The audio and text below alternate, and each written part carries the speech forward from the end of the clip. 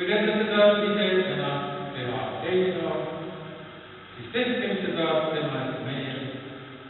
Lauldes talle viimsele teekonnale kaasa, kuna naiste laulu mu kodu.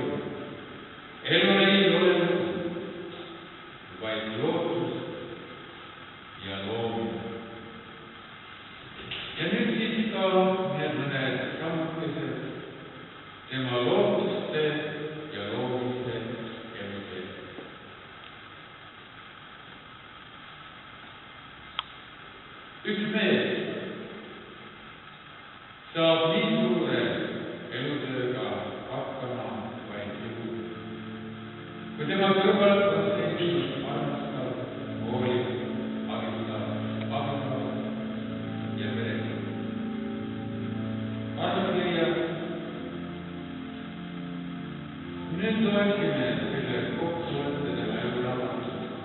Kirjutame. Robert Loga sündis 17. mail 1921. aastal Tartus ema Emilia ja isa Juhani peres, kus kasvasid ka tema 3 õde ja 3 venda. Elati Veeksul, kuhu isa Juhan ehitas maja ja kuna ta oli ametlik hetk, siis töötas ta ka hipodroomi hobuse raudtajana. On selge, et tal olid paljulapselistel peredel lapseti juba madalast harjuma tööga, korraga, õppima üksteisega jagama ja arendama, üksteist hoidma, kaitsma ja armastama. Laste vanusevahed olid suured ja nii pidid vanemad lapsed noorematel veel silmagi peal hoidma. Kooliteed alustas Robert 16. algkoolis, jätkas 3. progümnaasiumis ja seejärel lõpetas Dresdeni gümnaasiumi, kusjuures kõik koolid lõpetas ta eeskujulikult kiitusega. Nüüd soovib Robert õppida ülikoolis astronoomia, kuid 41. aastal ta mobiliseeriti ja saadeti Venemaale, kus oli korduvalt tööpataljoonis, põdes läbi tärmilised rühmised ja saabus tagasi Eestisse 44. aastal Eesti laskurkorpuse ridades ning demobiliseeriti 45. aastal. Nüüd astus Robert Loga ülikooli arstiteaduskonna, mille lõpetas 51. aastal kumlause teaduskonnas aspirantuuri. Ülikoolis tekkisid tal probleemid aga Saksamaale põgenenud emani õdede pärast. Samuti oli üks ta vendadest langenud Eesti vabadussõjas, teine vend aga oli olnud Saksa sõjaväes ohvitserina, mille eest ta Siberisse saadeti. Taasiseseisvunud Eestis kanti tema Eesti vabadussõjas langenud vend Voldemar Ferdinand, tema nimi Margo Kahtile. Lõppkokkuvõttes jäi Robert Loga Eesti aspirantuuri ilma stipendiumita küll, kuid kaitses meditsiinikandidaadi kraadi ja sai ülikooli patoloogilise füsioloogia kateedri vanemõpetajaks. Seejärel määrati Robert Loga teaduskonna prodekaaniks professor Lindbergi nõudel, kelle kõrval töötas välja arstiteaduskonna väljaarendamise lihtsustatult öeldes on kõik Maanimaa haiglate hooned selle tööpil. Samuti võideti Maarjamõisa territoorium Eesti Põllumajandusakadeemia ülikooli. Seejärel sai Robert Loga dotsendiks, kaitses hiilgavalt doktori dissertatsiooni Leningradis, saades professoriks leida iseseisva patoloogilise füsioloogia kateedri. 75. aastal komandeeris ta USA-sse Colorado ülikooli, kus saavutas kõrgkutsumise. Robert Loga on olnud ka Vegase sõber, oma kursuse vanem, kursuse kokkutulekutel luuledetektiivides autor. Paljusid teaduslikke töid korduvalt tsiteeritud välismaa teaduslikke ajakirju. Pensionil olles tegeles ametis pooleli jäänud tööde ja artiklitega, millede jaoks enim puudus aeg. Kõige selle kõrval kohtas Robert Loga ülikoolis Galias 49. aastal. Nad abiellusid ja nende peres sündis 2 tütart, olles hea abikaasa, hea isa ning sai iseendaga praktiliselt lõpuni hakkama. Ja siinkohal, hea teine, paluksin ma võtta sõna järgmiseks ka proua Tuuli Roos. Olge sõna.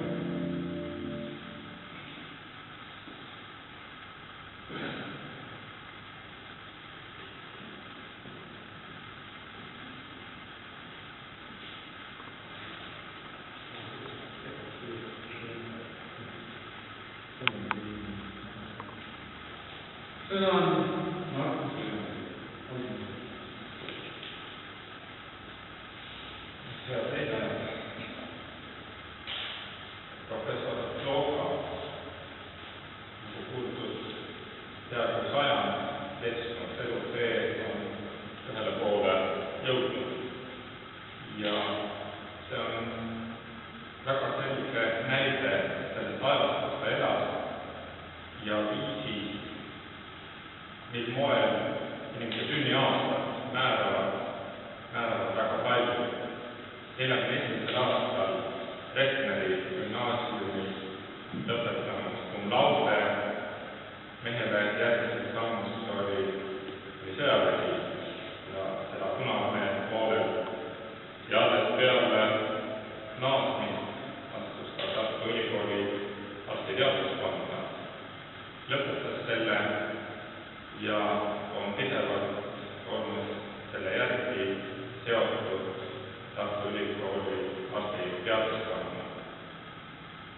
Oma kandidaaditöö tegi ta juba 54. aastal, asus õppejõu rolli ja nii nagu olid sõjajärgsed aastad ja 50. oli tegelikult ju ülikoolis väga suur puudus kraadiga akadeemilistest õppejõududest. Robert Looga oli arstiteaduskonnas üks esimesi, kes seda lünka asus täitma ja arendas välja iseseisva suunana patoloogilise psühholoogia. Leningradis doktoritöö kaitsmine 1970. aastal ja 2 aastat hiljem professori kutse 72. aastal. Ja tõepoolest neid aegu, mida paljud meie seas ei mäleta, vaid on kuulnud, on lugenud, on mälestuse kaudu siia jõudnud, siis Robert Looga suureks rolliks ajal, kui ta oli teaduskonda prodekaan, oli tõepoolest selle tulevase kasvu planeerimine, perspektiivala, Maarjamõisa haiglad ja arstiteaduskond, mis pool sajandit hiljem on suures osas tegelikkuseks osutunud ja realiseerunud. Professor Looga oli innukas õpetaja ja õppemetoodika täiustaja. Kõik Eesti keskealised vanemad arstid mäletavad kirkalt tema esinemisi, tema koostatud materjale, legendaarseid patofüsioloogia õppetabeleid. Kõik mäletavad seda, kuidas ta meile õpetas, et tema materjalile toetudes me elus ei eksi. Need algtõed, mis 3. kursusel selgelt tehti, on väga suurt osa praegusest Eesti arstkonnast kannustanud ja seda mäletatakse. Hemoneuroloogia, sitt ja valsalva valsavad kõige lihtsamini meenutatavad märksõnad tema teaduslikest huvidest ja probleemidest, millega ta tegeles.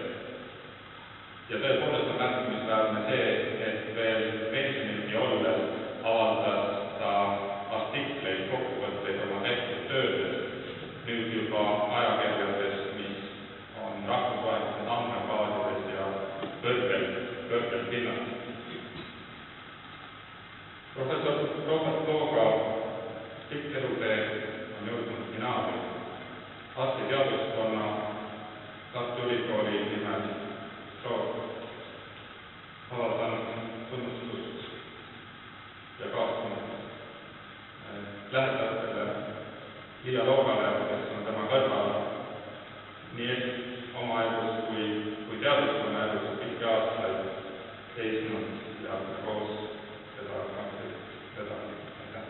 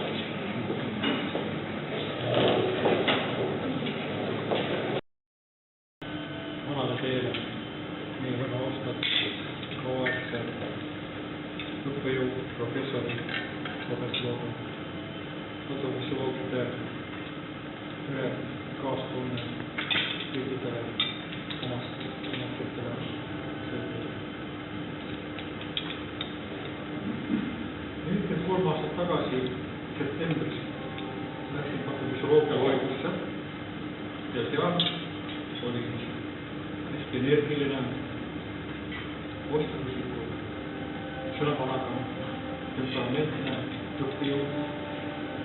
Ja ta ei lugenud mitte nii nagu oli siis akadeemikute üldsõnaline lugu, vaid see põhines füsioloogia, kaitsefüsioloogia, mis on tuntud lõpik paljude aastakümnete jooksul üle maailma.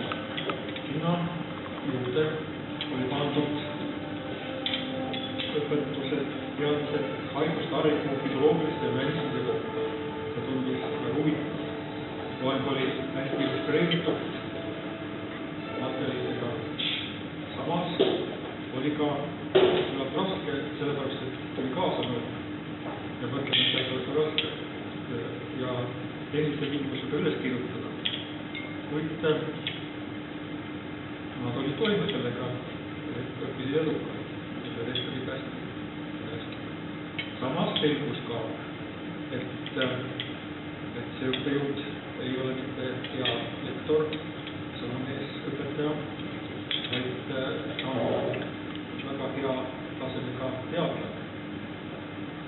Olles 7. aastal kaitsnud doktoritöö ja 72. aastal professori kutse üliõpilased, sealhulgas mina tajusin seda ja nähes seda suunda hemoroloogia alal, neid aparaate, mida professor Loga initsiatiivil ja juhtimisel ja filmide ja piltide alusel ehitati ülikooli eksperimentaaltöökojas, see avaldas muljet ja selle tõttu otsustasin, et hakkan teadustööga patoloogias. Valmis 3. kursusel konverentsitöö, hiljem võistlustöö, siis jätkus aspirantuur ja 85. aastal kandidaattöö kaitstud. Nii et tänu professor Robert Logale tuli alus minu akadeemilisele karjäärile alates 86. aastal dotsendina siin ajal. Ja seetõttu ma olen sellise juhendamisele, teadustöö võimalusele väga tänulik. Peab ütlema jah, et professor Loga oli viljakas teadlane nii individuaalplaanis, kui ta oli ise hästi palju tööd, kui ka teistel oli see võimalus olemas aastate jooksul. Ja kindlasti need publikatsioonid, mis on avaldatud, need on tasemel. Ja peab ütlema, et 60. aastatel Nõukogude Liidus avaldatud artiklit viisid ta ka siis kaardile, nii et oli sidemed Moskva ja Leningradi koolkondadega ja tunnustatud, ta oli siis Üle-Liiduse patofüsioloogide seltsi liige, juhatuse liige, siis probleemkomitee isegi üleüldse komisjoni istungit Tartus peetud ja tuntud teadlane siis Nõukogude Liidus. Kindlasti olid siis ka sidemed välismaaga ja Albert Priis oli üks, kes oli enne füsioloogias olnud päris teadnud professor ja profesolooga peab teda valmis mentoriks ja Priis peab teda lugeda õpilasteks, kuigi nad ei ole vahetult kokku saanud. Nüüd edasi räägib need suhted Moskva ja Leningradi poolkondadega Maistrovi ja Tšernuhiga, siis töö 75. aastast USA-s, Denveris andis väga suure panuse teadusartiklite publitseerimiseks ning see oli siis 30 aasta jooksul, mil professor oli aktiivne õppetegevuses. 1955. aastast ta luges patoloogia kursust ja oli eksperimentaalse patoloogia prebise aine looja ja nüüd mul on olnud siis 85. aastast jätkata selle õpetamise traditsioone seniajani ja läbi aastakümnete mitmete asjaolude kõik on õppetool, see osakond, aine on säilinud ja võiksin siis sügavalt kummatuda professor Loogale, viivad professores, kõik viivad akadeemia.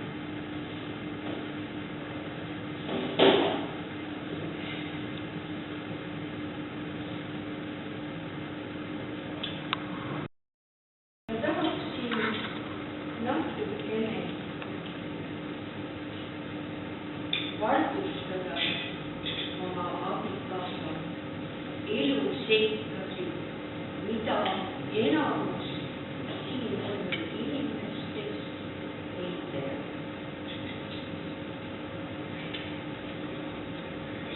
Koolis käinud juba varasest ajast oli sellel poisil diviisiks, kui olla, siis olla parim. Ja nii jätkus tema koolitee kuni ülikooli lõpetamisel koolulaul. Alati esimene.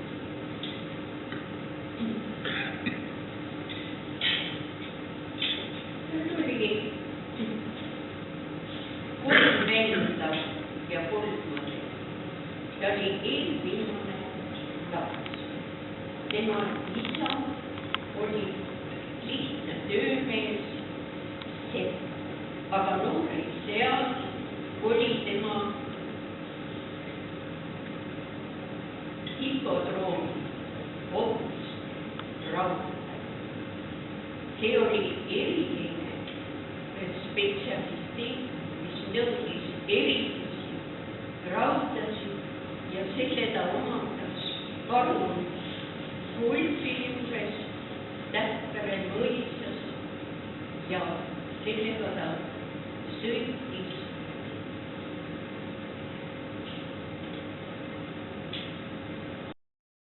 oli Eestis kanda kinnitanud Nõukogude roll. Suvel algas Teine maailmasõda ja 2. juulil ta mobiliseeriti kutse alusena Punaarmees. 3. juulil hakkas Tartu jaamas veerema hiigelpikk rong, mida vedas 2 vedurit Venemaa poolt. See rong viis Venemaale Eesti tulevik. Need olid kõik Eesti meelsed poisid, kelle elu oli veel ees ja nad viidi Venemaale kindlasse surma. See aastakäik langes põhiliselt rindel ja veel enne, kui nad Venemaa kohtavates töökohtades. Robert Loga oli väga otsekohese iseloomuga, väga kriitiline ja tema langes Venemaal väga raskesse olukorda ja tegi läbi väga palju kannatusi. Ta põdes läbi raske soetume, ta oli täielikult pime.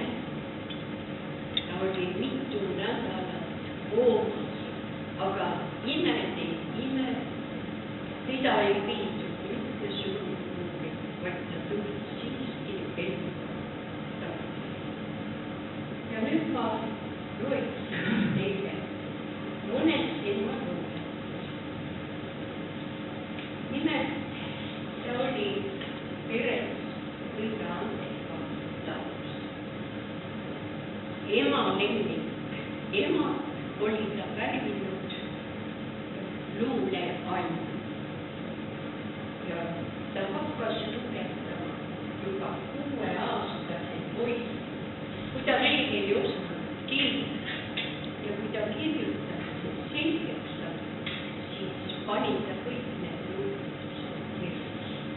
Tema esimeseks luuletuseks sellist hirmsast perioodist on sünnipäev. Ei äratanud mind pillihääle, nii nagu kord kodumaa, vaid röökimine vene keeles nüüd litapojad üles maas. Tööpatis algas tavaline päev ja minu 20. sünnipäev. Siis narides okstes mati, meil olid madratsite ees ja saated sõi ja rohked mati. End üles vinnasime unesees. Tööpatis kordas veel iga päev, kui täna algas nii kahju sünnipäev. Ja juba seisis köögi taga ja näljast vaevad inimesi, et kätte saada hommiklava pool liitrit lahja hirsi vett. Tema päivikus on säilinud 3 mälestuskirja. Esimene mälestuskiri on aastast 1948. See oli kohutavas tööpataljonis Uršukas. On öö ja muuga lumetorm, ei adu piire ulatus. Kõik ümberringi õed ja mord, nii küll ei abi halastus. Ma sammu või ei sammugi, kes taipaks selles öös, mis oli see ammu, kui valgus sitte nägiti. Öörõhu lausa kätistab, nii raskelt südaöö. Öö neetud tunde vägistab, kui hakked hinges öö. Ehk viha nõrgu kevastel, kui siga raktast joon ja laustudes venistel nüüd kihvtis kangas pool.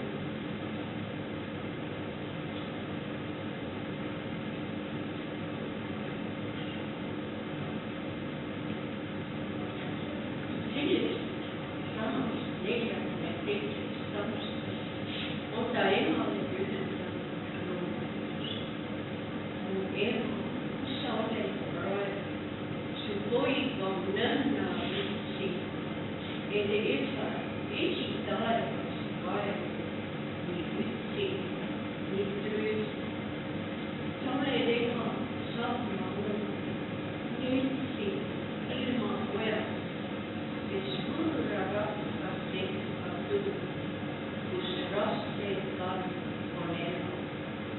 Ma tiian, sul on muret palju, kes su vastu oldi võrd. Sa ikka hüümisid tassa ei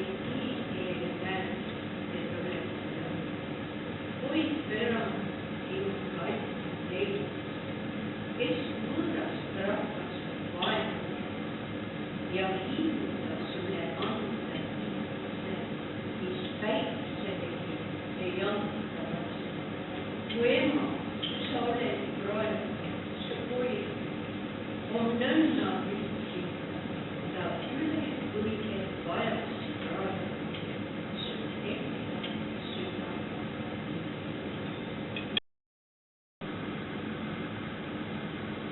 Kes poistest, keda Tartu Jaans tegelikult on ja tema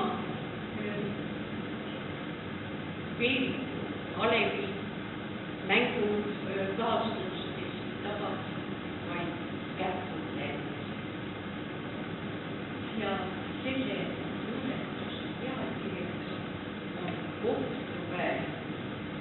Mu vennad, kes te elus olete veel praegu, koos meenutage möödunud süngeid aegu, mil ülekodus rõhus meil ja näinud ja olnus töövahtadeni laadnud suure sõjavargus, kaugpõhja hakanud ja hangena linnust saanud, soetõve kalanud just 40 kraadi. Ränk metsatöö, polaaröö, ilmagistest tuleb, see kõik viis soovini, et sõber surm vaid tuleb. Eks tulnud nii paljud päevased nii vangid, kes kustus nare peal, kes kohtu kukkus laud. Meil väristel ja jaba küsimus ja kahtlus, miks meie ellu jäi, miks meid surm ei taha.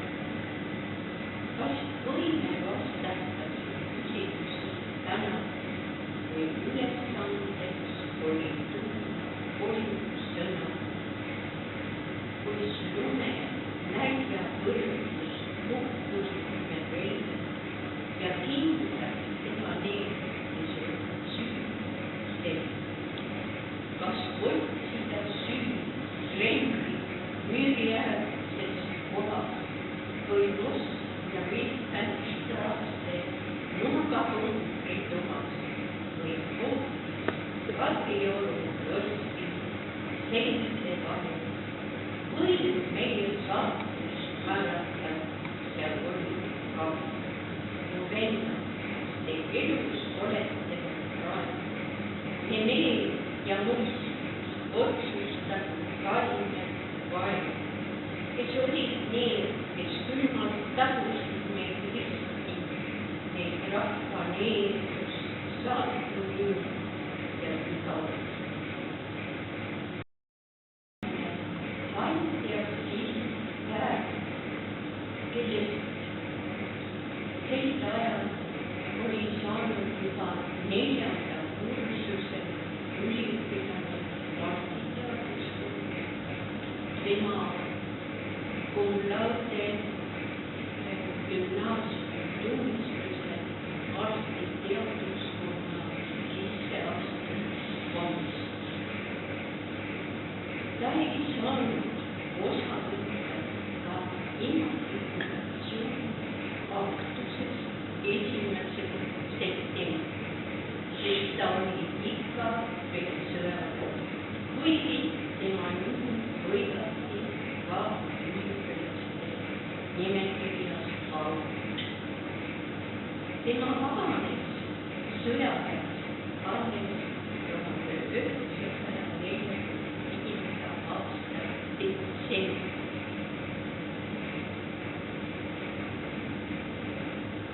Ta koju saabus, oli ta kodu rüüstatud. Ta oli ihupüks, tal ei olnud ühtegi lähedast perekonnaliiget ja tal ei olnud mingeid teateid, ei olnud ema, õde ja vend. See oli kurb olukord. Esimest korda astus ta üle vana anatoomikummi läve 25. detsembril vaguniteta sõjaväe vormis. Tema kursusekaaslatel oli semester selge, algas eksam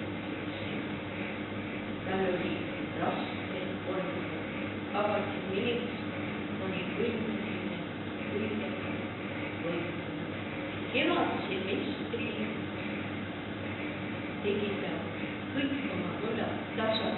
Juba tollel jaanuaris tegi ta juba eksamid ära ja sellest 1946. aasta kevadsemestris, kui ta oli esimese kursuse üliõpilane, on pärit tema kolmas mälestuskiht. Mu laulus oli üks südame ma pidin, on õnn, on rõõm, teed jätkata ees.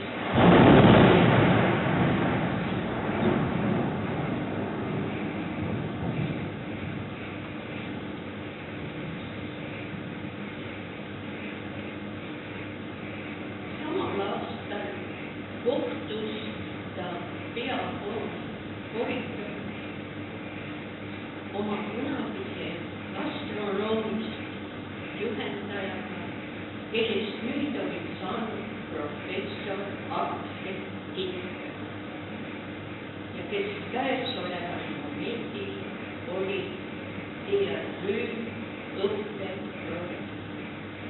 Professor Tinker oli äärmiselt muudutav. Ta paiskas tugeva häälega, mis asjades sinna arstiteaduskonda ometi astusite. Olite lootust andev astronoom. Meil oli ju kokkulepe, et te astute füüsika, matemaatika teaduskonda ja spetsialiseerute seal astronoomia. Aga Robert Loiva vastas, nende pikkadel sõja-aastatel jõudsin ma veendumusele, et arstiteadus aitab inimest rohkem astronoomia. Professor Tinker oli sellega ainult poolesti nõus, sest me ei tea midagi, mida tundis tulema. Ja siis ütles Robert Loiva, ma olen avastanud omale uue inimorganismi ja see on samavõrra keeruline ja samavõrra huvitav kui tõeline kosmos. Ja nii ta rühkis edasi, kuni lõpetas ülikooli Võnga. Nüüd meenus talle kunagine töökoht Tartu Lähiga ja ta ühendas sellega oma tunnetuse, mis kannab pealkirja Andromeeda udukoht. On öö ja udu Toonemäel, ma mõtteid sammu selja käin ja sügisegi jalge on. Külm rõstus rikub palge, ei liigu ühtegi hingelis, alllinnas sama õhtis, sest hiline on sügisöö, keldtormis vasped päevad. Kui jalge ees, mis lastud mind, nüüd uinud sügisööd ind ja udurõske raske nagu tihe, ta hooneid katab nagu süvinud. Miks jätsin maha sooda toa ja laual pisulikka loa,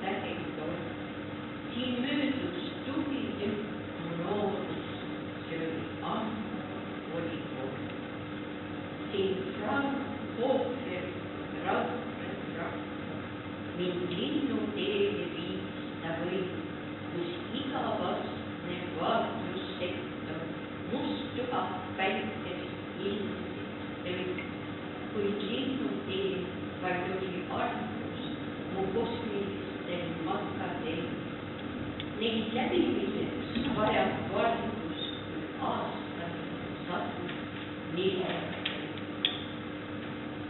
Ja linnutee ei olnud ainus, sest salastab kosmos. Sa sarnaseid tõest vaimus võid leida suhtes rohkus. Neist aga kõige lähem näide on Andromeeda kuldroom. Kõik, kes on siirdanud igavik neile, on leidnud seal igavik kodu. Ma sellest seadusest saan teada kord öösel teleskoobi taga, kui istusin seal vägi peal. Linn ümberringi rahvus magab, üks teade ilmus tuletõrve, siis homsused taeva avus. Kord kui sa lahkud inimkarjas, sa siiski jõudlikult neid kaad. Koos teistega sa leiad uue kodu, nimeks Andromeeda.